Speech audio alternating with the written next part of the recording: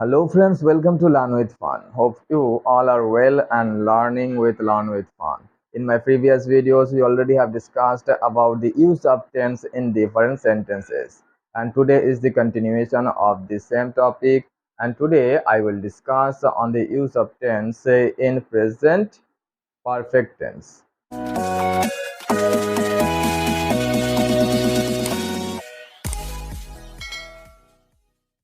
আমি ভাত খেয়েছি।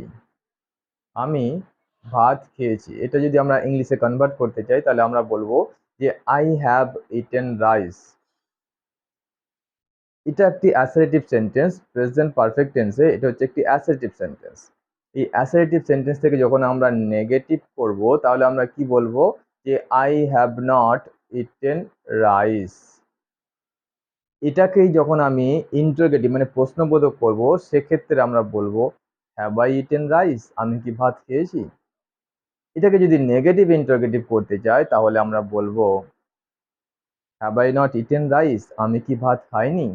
তো এইভাবে একটা সহজ সেন্টেন্স থেকেই আমরা একটা ধারণা করতে পারবো কিভাবে অ্যাসার্টিভ থেকে ইন্টারোগেটিভ করছি বা অ্যাসার্টিভ থেকে নেগেটিভ করছি বা অ্যাসার্টিভ থেকে নেগেটিভ ইন্টারোগেটিভ সেন্টেন্স আমরা বানাচ্ছি।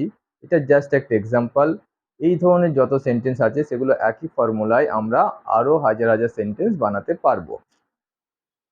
তো যেমন এটা হচ্ছে আমার ক্ষেত্রে বললাম। এখন যদি বলি সে ভাত খেয়েছে তাহলে হি হ্যাজ ইটেন রাইস। আমরা জানি আই এর সঙ্গে হ্যাভ বসে কিন্তু হি এর সঙ্গে হ্যাজ বসে, তবে যে হি হ্যাজ ইটেন রাইস।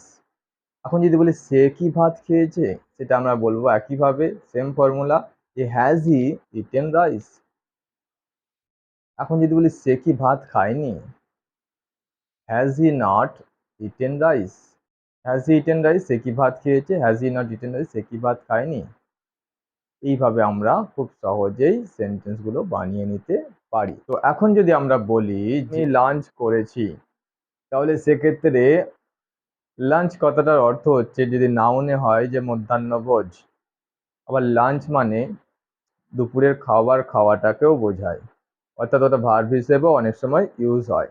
সেক্ষেত্রে আমরা বলবো আই হ্যাভ কমপ্লিটেড লাঞ্চ, আমি লাঞ্চ কমপ্লিট করেছি। সে লাঞ্চ কমপ্লিট করেছে বা সে লাঞ্চ করে নিয়েছে, করেছে। হি হ্যাজ কমপ্লিটেড বা ফিনিশড হিজ লাঞ্চ। আমরা লাঞ্চ করেছি, we have completed our lunch বা we have finished our lunch. এইভাবে আমরা খুব সহজেই আমাদের ডেলি ইউজ যে ইংলিশ সেন্টেন্সেসগুলো আছে সেগুলো বানিয়ে নিতে পারি এবং এক এক করে ছোট ছোট সহজ সহজ সেন্টেন্স থেকে আমরা আমাদের স্পোকেনটাকে ডেভেলপ করতে পারি।